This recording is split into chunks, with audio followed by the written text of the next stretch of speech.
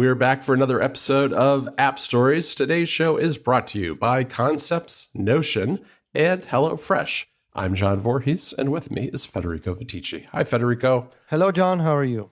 I'm doing all right. We missed you last week. We had Alex here telling us all about watchOS. Thank you, Alex, for filling in for me. And I missed being on the show because I really wanted to talk about the public betas that I also wrote about on Mac Stories. You both have done an excellent job with your macOS and watchOS preview guides. We're going to talk about macOS and iOS and iPadOS 17 today. All right, tell me about Sonoma. I want you to tell me about Sonoma, mostly because I'm so jealous that you have so you have multiple Macs. I also have multiple Macs, but I don't have the courage to put Sonoma on any of them. Mostly because I have been bullied by my co-hosts on another show into not installing Sonoma. And by bullying, really? I mean they had a pretty... No, I mean they're right. They had a pretty convincing argument, that audio hijack doesn't work. Yes. Yeah. Yes. So, and I think even though we both have multiple Macs, your situation is a little different because you're regularly in Viterbo and need that portable Mac in order to record while you're there. And so you're recording on both your machines. I have been able to just leave my MacBook Air on Ventura, and that way I can record, whether I'm here or at home or on the road. And so I'm okay. I mean, I guess I'm trying to think. I guess you could. Couldn't you really do the same? Couldn't you really just couldn't you just switch to recording on a laptop while you're at home? Yeah. I mean, that's what I'm doing now. All right. So, because you have the Mini, but Sonoma, right? Yeah, you're saying put Sonoma on the Mini. Yeah, that's what I'm saying. I'm saying don't be bullied by those guys. You know what I'm saying? Live a little, Federico. Live a little. That's your advice. YOLO. Yes. Okay. All right. Okay. That being said, that's very helpful advice, John. Thank you. I talked about this last week with Alex, and I do think that if you install macOS Sonoma, you need to have a backup plan, and you have to think about what your workflow is and whether it's going to cause you problems. And you are regularly away from home a lot more than I am, so I totally understand the hesitation. But there are ways to get around it, and it is inconvenient. I mean, I'm sitting here recording on a MacBook Air while looking at my Mac Studio. It's not a lot of fun. I know Jason Snell's doing something similar all summer long, but it's the way you got to go if you're going to live inside this OS day in and day out and write a review of it. And that's what I've been doing. This episode of App Stories is brought to you by Concepts, the infinite canvas app for iPad. Sketch, explore, and share endless ideas with Concepts' infinite canvas app for iPad. Designed for creators of all types, the app is ideal for visual thinking, note-taking, drawing, and professional design. Concepts lets you interact with and edit your sketches, helping you think and draw smarter. Because everything you draw is a vector, you can move, edit, and organize your sketches after you draw them using natural gestures. Sketch freely with liquid pens, markers, brushes, and in designer copy colors. Create mood boards with images, PDFs, and objects, and then draw right on top. Design with tools like grids, snap, and real-world measurements to create professional projects. Connect your device to any display for instant whiteboarding with Concepts built-in presentation mode. Concepts is used by designers and illustrators at Apple, Disney, PlayStation, Unity, and other companies globally to sketch, design, and communicate visually. Concepts comes free as a basic sketching app with the ability to unlock features via subscription or a one-time purchase.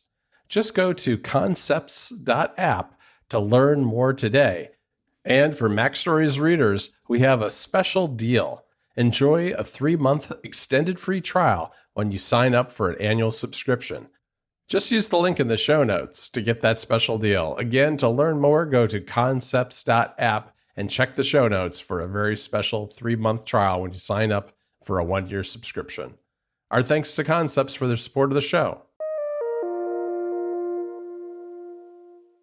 I talked to Alex a lot about Sonoma, so I won't retread that ground. But we talked so much about watchOS, we didn't really get a chance to talk about Safari at all.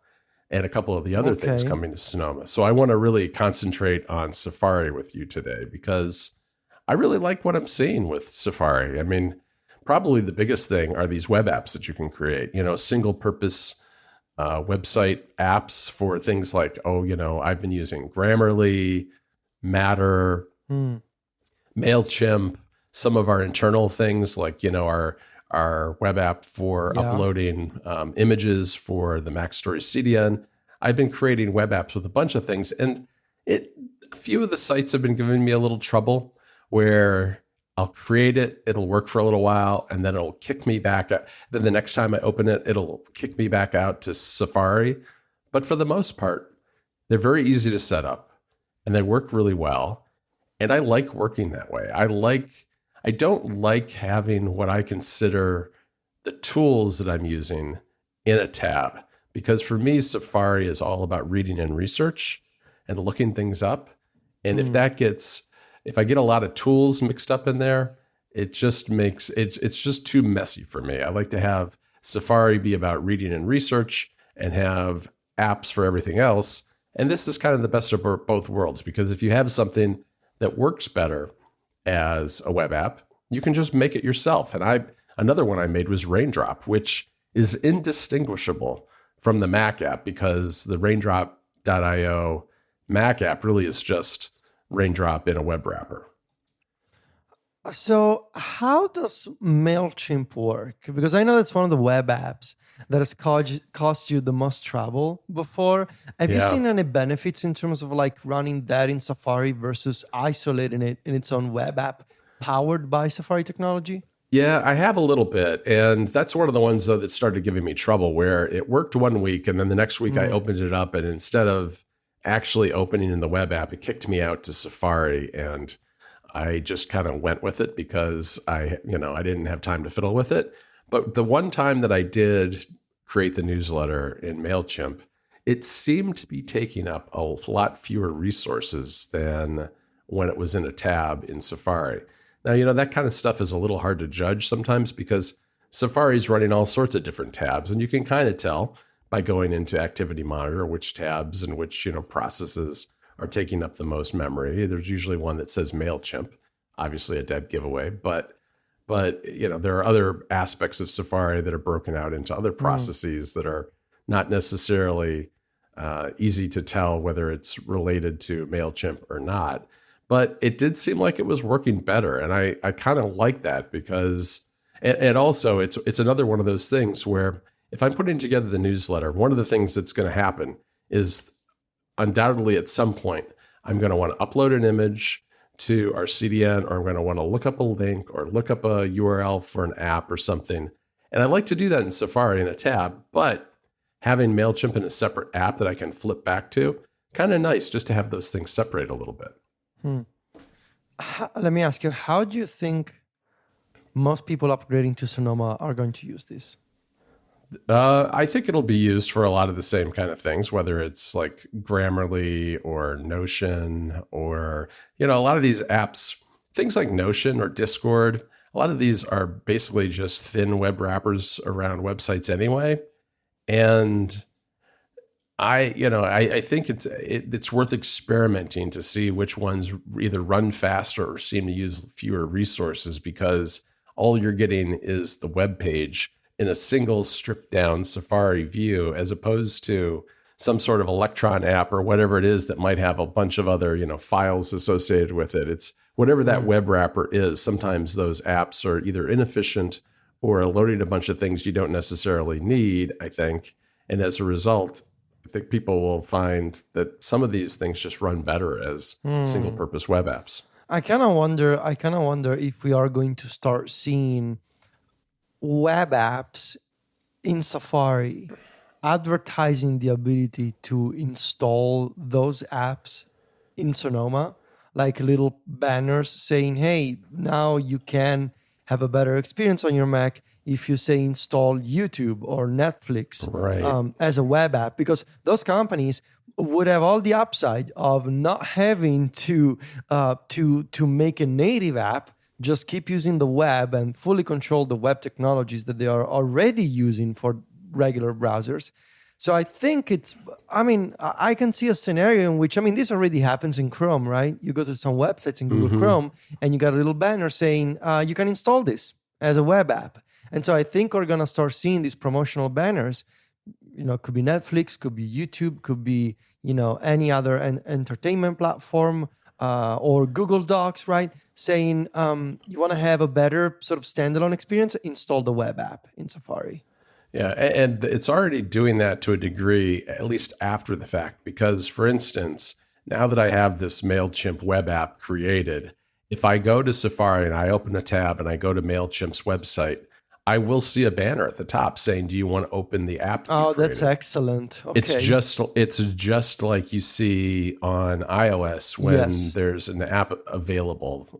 It's just like that. So that's pretty good. And I guess the other advantage, it's a small thing, but it is pretty nice, is that once you've set these up, you can launch them with a launcher app, whether it's Raycast or LaunchBar or Alfred or any of those. Plus, they're available for launching in shortcuts with, the open application, open app action. So there are advantages there too. Now, they get created and put in your dock, just like the way when you create a shortcut and add it to your dock. It's really the same process, but you don't have to keep them there. You can drag them out of your dock, and they're still sitting in a folder on your Mac, and you can still access them. But by default, for visibility, I guess, they're placed in your dock, kind of along the right-hand side. All right, tell me about these multi-tab selections and how you're using these. Yeah, I've been experimenting with this, and I wrote about this for Mac Stories Weekly last week, because what I'm hoping is that extension creators start taking advantage of this, and hopefully that they can. I'm not sure if they can or not, but you can select multiple tabs at once by going through and doing shift-click or command-click. And then when you right-click on those tabs, you have some new options. I'm going to do this right now as I'm talking so that I know what they are. But you can open them in a new window, for instance, or you can move them all at once to a tab group, or close those particular tabs, or close all the other tabs. So there are, and I guess you can duplicate them or pin them as well. But the ones that I think are the most interesting are close other tabs, because that'll let you do things like, oh, I've got this mess of tabs, but here are these 4 stories I haven't read yet. I want to close everything but these 4, and they're all, dispersed among various other tabs. Makes it a lot easier to do that. But another option, the one that I think is really cool, is to open these in a new window, because even though, like Raindrop, for instance, it has an extension that allows you to save multiple tabs at once. However, by default, it takes all the tabs and puts them in a list, and you have to go through and deselect the ones that you don't want to save, which is a problem if you have a lot of tabs open. With multi-selection and being able to open them in a new window, what you can do is select the ones that you want to put into Raindrop, open them in a new window, and then use Raindrop from that window to just get the ones that you want to save. It's a lot faster and more efficient. Okay, well, this is interesting.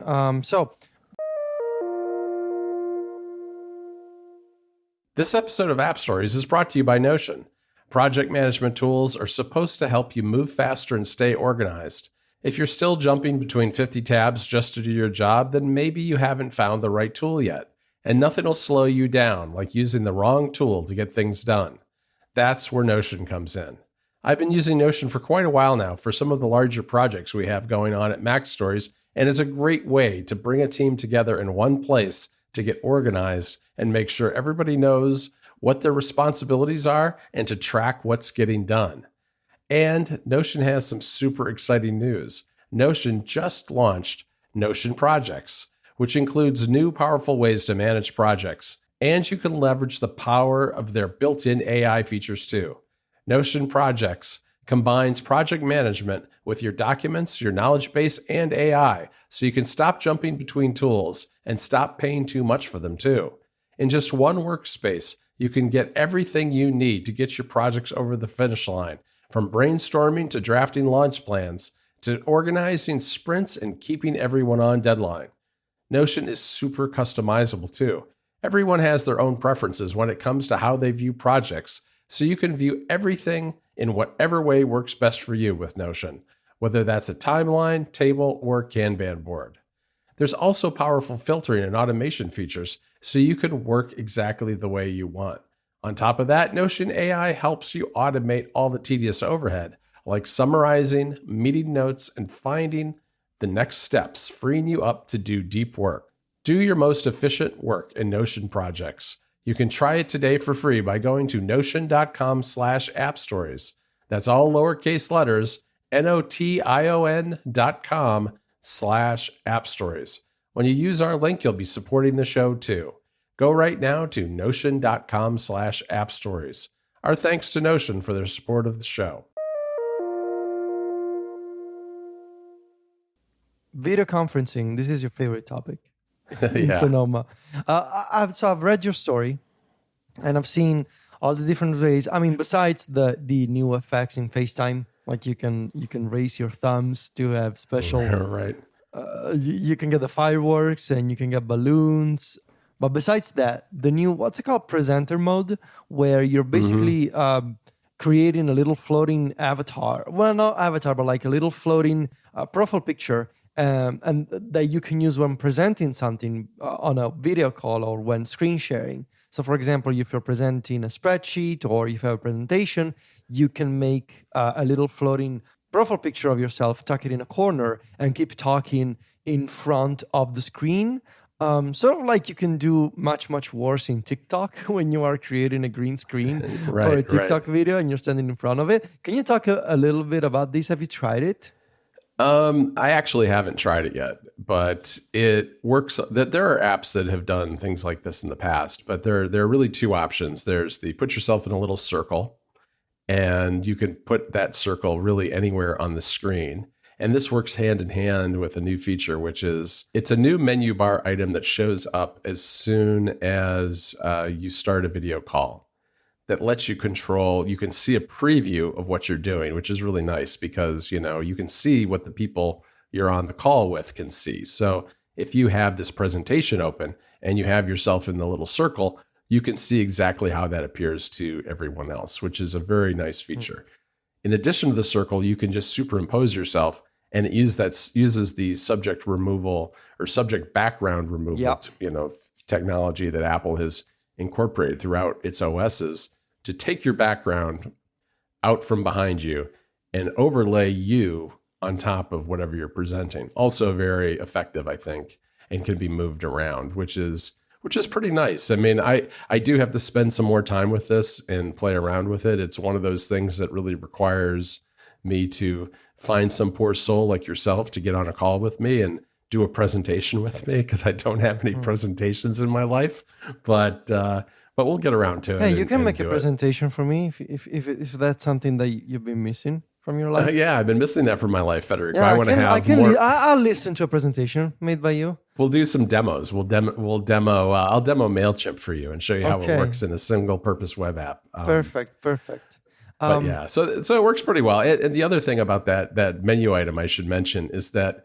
there's control over how you're displayed with a webcam now too. Before your only option was center stage, really, and now you can turn that off and you can pan and zoom the camera to your heart's desire, kind of putting yourself wherever you want in the frame, which I know a lot of people are excited about. I personally, the only reason I'm not excited about video conferencing is I don't do a lot of it, nor do I find it particularly enjoyable when I do have to do it. So as nice as these things are, I think this is again, one of those features. It's like, this probably was spurred by the pandemic and the fact that a lot of people are still working from home more than they used to. And so I'm glad that Apple is doing it, because there are a lot of people who will benefit from this sort of thing. I don't happen to really be in that category except for once in a while. But, what they've got is really well done and it appears to be extremely easy to use.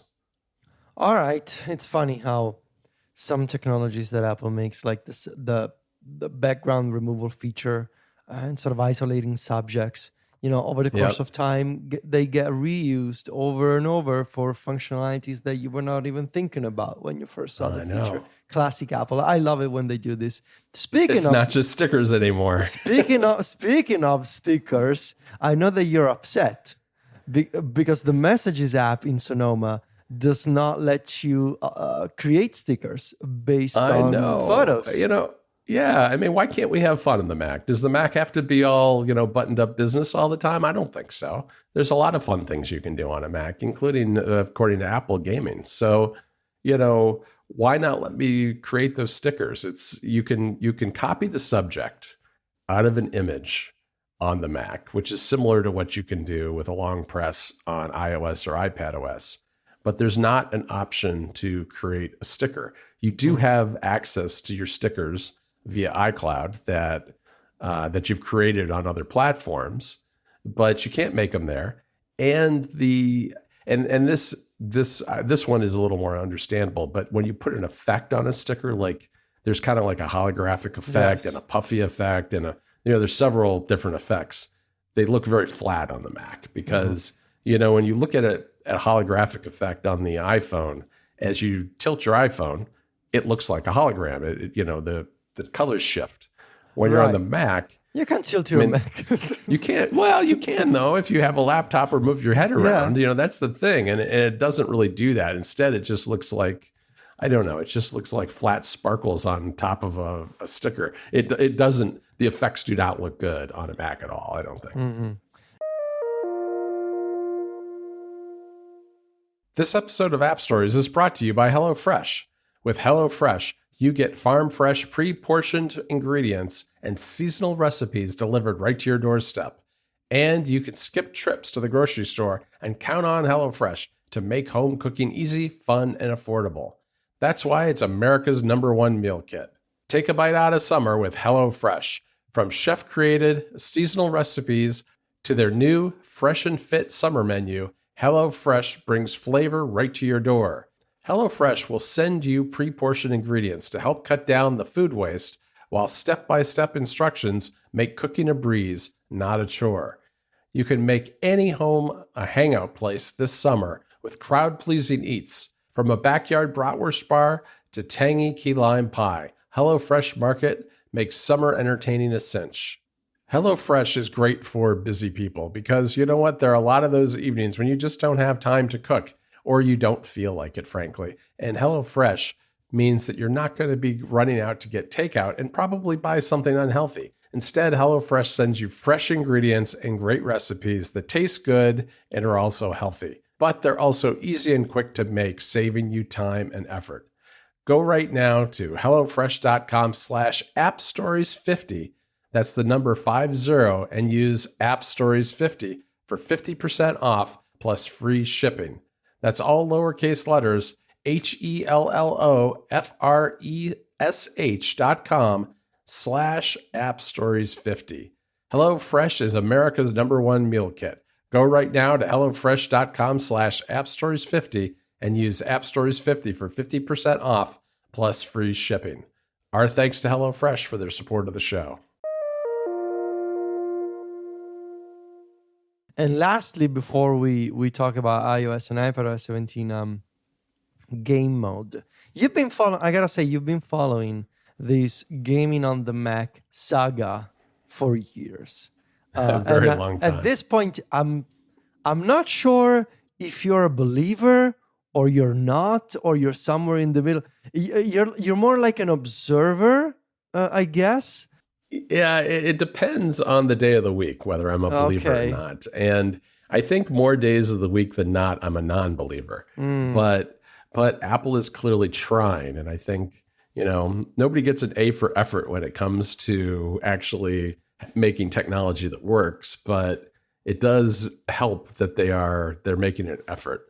And I guess my obsession is with kind of the AAA type of games, the kind of games that are played on consoles, the top tier games on consoles like God of War or Cyberpunk, either on consoles or on PCs, and how those translate to the Mac.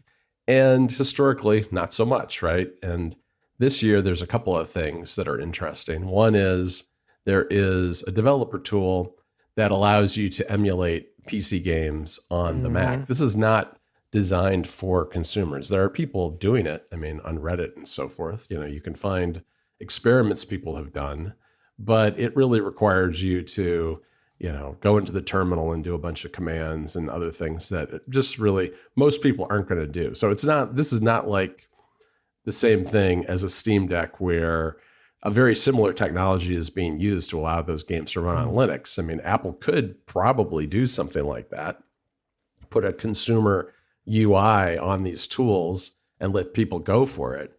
But that's not what they're doing. What the tool is for game developers to try their games on the Mac, see where the bottlenecks are. And that gives them a head start on, adapting them for macOS and Apple Silicon. So that's out there, and it remains to be seen to what degree developers are using it and to what degree it'll impact whether more games come to the platform. Game mode, though, is a consumer-facing feature, one that you really won't see because it's all automatic. It doubles the refresh rate for game controllers, Bluetooth game controllers like, the PlayStation and Xbox controllers, as well as others. It reduces the latency on AirPods Pro for audio. And it also prioritizes the game that's running over any background processes that are running on the Mac. So it's giving, this is something that's been done for years on PCs, where basically the game is the software that's in control when you're playing a game, and that should help keep frame rates at a little more stable and that sort of thing. But it's not like something you turn on; it's just there. And so I'm not sure how I'm going to test that, other than talk about it, because I really need to. I don't have like two equivalent Macs side by side, one running Ventura and one running Sonoma, where I can see the frame rate differences on particular games. But yeah, that's, game mode. Hopefully it'll make gaming on the Mac better. But, to really make it better on the Mac, you have to have the games. You have to have the games, and you have to have some kind of system, I guess, for the game porting toolkit. And I'm familiar. I've been sort of following this from the sidelines, and I know that the Heroic game launcher, which is a popular game launcher for the Epic Game Store, for example, has rolled out support for the game porting toolkit on macOS. And I'm pretty sure there's another project called Whiskey, which it's basically like a simplified UI for enabling the game porting toolkit on macOS and sort of launching games that way. It's on GitHub. It's an open source project. I guess the best, as much as I don't want to recommend Reddit these days, I think the best way to sort of stay up to date on all these changes right now is the Mac Gaming subreddit. That's usually a pretty good place where you can check out what people have been sort of testing. The game porting toolkit got a big update 2 weeks ago, if I'm not mistaken. So that got a pretty nice performance bump. This is something worth keeping an eye on, I think. And it's kind of funny. I think that the most exciting thing to happen in Mac gaming is Windows compatibility layer. Come on, it's funny. It is funny. And I asked Apple about the game porting toolkit. I said, someone's going to create a consumer-friendly UI for this to allow gamers to use it kind of out of the box. Is that something you might do? And of course, that's the kind of question they're never going to ask. Silence. This is a developer tool, Yes. Yeah, I know it is a developer tool, but somebody's going to do it. It ought to be you. Was my point. So all right. So give me 10 minutes on iOS and iPadOS 17. We've been talking about this much more than the other OSs, and I don't wanna rehash a lot of things that we already said. But to give you sort of maybe a broad overview, now that the public beta is out, should you install the public beta? I guess is the first question. And right now, I would say if you are a tech enthusiast, if you're really into betas, if you know what you're doing, your phone's gonna get hot, your battery life is gonna take a hit, do it. If you're a regular person that doesn't read Mac stories, or, if you have a relative or a loved one in your life, they don't listen to tech podcasts, they don't read Mac stories, but they want to check out the new stickers, maybe tell them to wait for beta 4, beta 5. That's usually where things stabilize a little bit more, especially in terms of performance and battery life. That being said, I do think that stickers, the ability to create custom stickers is going to be an excellent feature for a lot of people. It's sad that Apple has effectively Sherlocked Sticker Drop, one of our favorite utilities on Mac stories in a while, that took advantage of last year's subject isolation feature in Photos to let you create custom stickers off of subjects from your pictures. Now, Apple has taken that functionality of a third-party app, and they have made it a system feature that you can use anywhere. You can just select a subject in a photo in the Photos app or in Quick Look, tap and hold. The subject is going to be isolated, and you can say, add sticker. And you're going to add a sticker for, say, your dog or your spouse or a glass of water if you want to, whatever. Any subject can be turned into a sticker. And even better, they have updated the technology behind subject isolation this year, so that if a photo has multiple subjects in the foreground, you will be able to select all. There's a new button called Select All, so you can make a sticker out of multiple subjects in the same photo. It's really well done. Really cool. It works in markup. It works in Quick Look. Really, anywhere you have a native iOS or iPadOS preview of a photo, you can make a sticker out of it. And later, those stickers, you can use them anywhere. Obviously, the best place is iMessage, right? Because you can drag and drop them from the keyboard onto a conversation, make them as big as you want or as small as you want. You can do whatever you want. They're just the native stickers. But the thing is, thanks to the new intelligence features of iOS 17, which is also something I want to talk about. For example, the system keyboard will suggest stickers based on what you're typing. I had an example of this a few days ago. I was typing dog on my iPhone, and in addition to the regular dog emoji, the keyboard recommended a custom sticker of my dogs that I had made from a photo. So that's cool. The subject of a sticker gets recognized and indexed so that you can add them directly from the keyboard. And obviously, if you add a sticker in apps like Mail or WhatsApp, you're just going to get a PNG image, right? Stickers with the sticker effect, you're just going to get them in messages. Right. But you can attach them as images in other places. So that's very nicely done, and I think it's a feature that a lot of people will grasp immediately, more than, say, interactive widgets. Interactive widgets are, for people like me and John, people listening to app stories, arguably, interactive widgets are the key feature of iOS 17. Yep. For regular people, maybe not so much, because I would bet that a lot of folks will not even notice the difference. They'll be like, yeah, it looks about like the same widget as before. It's got me thinking, Federico, that on my iPad Pro, I may do nothing but widgets and just use the app library and the dock to launch all my apps. Yeah, like people like me and you were going to go crazy about interactive widgets. But all I'm saying is that for regular folks, something like Standby or custom stickers or the changes in the Messages app are going to be easier to immediately notice and understand and use. That's not to say that interactive widgets are not nice, because they're very nice. And we've been talking about this a bunch. Even without a lot of third-party support right now, we do have a few test flight betas. I don't have a lot. I got to be honest. I don't have a lot of betas. I think maybe I've seen more demos than actual betas so far, but it's still early. It's still early in the summer. It's still July, and you can't blame developers. They've also been busy designing for a brand new platform, which is visionOS. Yep. So, but I think based on what I've seen so far with the interactive widgets from, say, Timery, obviously, reminders, all the Apple apps, the music widgets that let you start playback from the home screen.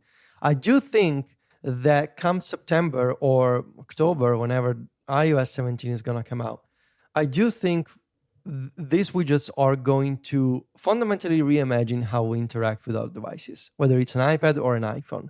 Just the ability to save a click, or to avoid being taken into a full app when all you want to do is shuffle a playlist or mark a task as complete. Those simple interactions that required, before iOS 17, opening app and then exiting the app, those interactions will be reduced to pressing a button in a widget on your home screen or your lock screen or standby or your watch. And I think that's going to drive a lot of interaction adjustments, right? Because we have muscle memory that's been developed for years. Like we're so used to, oh yeah, let me open my task manager, mark a task as complete, and then go back. Those kind of interactions are no longer necessary.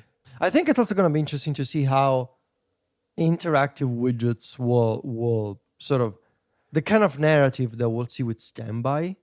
Because standby, I think so far has been mostly pitched as a glanceable thing, right? As like, oh, turn your iPhone into a smart home display. But actually, those widgets are interactive, and They are. And there's also there's another narrative there of, well, you can also get very basic interactions done from this mode, not necessarily from the home screen. So you can be on the lock screen, whether it's in portrait or in landscape, and do something in a widget without seeing the app or without seeing the home screen at all. And in fact, I also have to wonder, I wouldn't be surprised if a lot of design efforts from developers goes into designing memorable widgets more than memorable app UIs. Because if the thing they're gonna see most of the time is the widget, right? Right. Why not make that a visually appealing, memorable piece of interface and just use, plain old regular Swift UI, the Swift UI look for apps. Yep. This is something we've been talking about. And I kind of see that also being a possible scenario where apps look kind of nondescript and kind of bland, but the widgets do not. Because it's an interesting point. Yeah, because it also is a way of attracting people into the app itself. It becomes kind of an advertisement for the app in a way on your home screen or on standby or whatever. I think with standby, I think it's a very interesting point about interactivity and whether the pitch will shift to that or not. My view on it is that interactivity is going to remain a secondary piece of that story, because just having used it and having written about this with you this past week, the scenarios where I use it are on my desk, where my iPhone is kind of at arm's length, maybe a little further away. So it's really definitely more of a glanceable thing there. On my nightstand, where I'm not really, middle of the night, not really swiping through widgets. So there I have it really just on a clock. And other places like in the kitchen and things where I'm doing something else. So while I appreciate that there is interactivity, especially that I can switch the widgets to whatever I want because you can stack them just like you can on the home screen, I don't see myself necessarily doing a lot of checking off tasks and other things from standby. And I will say that I do hope Reminders rethinks the design of their widget a little bit, because you really only can see a handful of characters for each task. Have you noticed how it's like they get truncated pretty quickly? Which I think that needs to be rethought, because I can usually tell what they are because I know from having looked at the app recently. But when I was doing my screenshots, I was like, well, nobody's going to be able to figure out what these are if there's anything top secret in here, because all it says is like remember to, and then nothing, because it only can handle a couple of words in those fields. All right, Federico, that's a great conversation. We're going to move on to different things for the rest of the summer. We've got lots of ideas. I mean, it may be slow from a news standpoint, but with betas in our pockets, there's always something to test and try. And we may be taking a little break as always in August at some point, but we'll keep everybody posted, obviously. And the news will probably slow down a little bit more before September, but we'll see what happens. This is not, John, as the expression goes, this is not our first rodeo. right? It is not. It is not. We've been going to the rodeo every year for a while now. Yes. And now with the previews, it's twice a year that we're going to the rodeo, it feels like. But yeah, all right. Well, it's good to talk to you again this week and have you back on the show, Federico. Same. I want to thank our 3 sponsors for this episode, Concepts, Notion, and HelloFresh. You can find the 2 of us over at macstories.net. We're also on Mastodon. You can find Federico at viticci.macstories.net and me at johnvorhees.macstories.net. We're also on Instagram and Threads, although Federico can't respond to you right now, but he can at least read your kind wishes. No, I cannot. No. Oh, I thought you could read your timeline. No, see, I can read my timeline, but I don't have any control over what goes in the timeline. So I may or may not see your reply. All right. Well, in any event, maybe we'll get Federico back on Threads at some point, but you can at least chat with me there. We are both on there where Federico is at Viticci. That's VITICCI. And I'm at John Voorhees. JOHNVOORHWS. Talk to you next week, Federico. Ciao, John.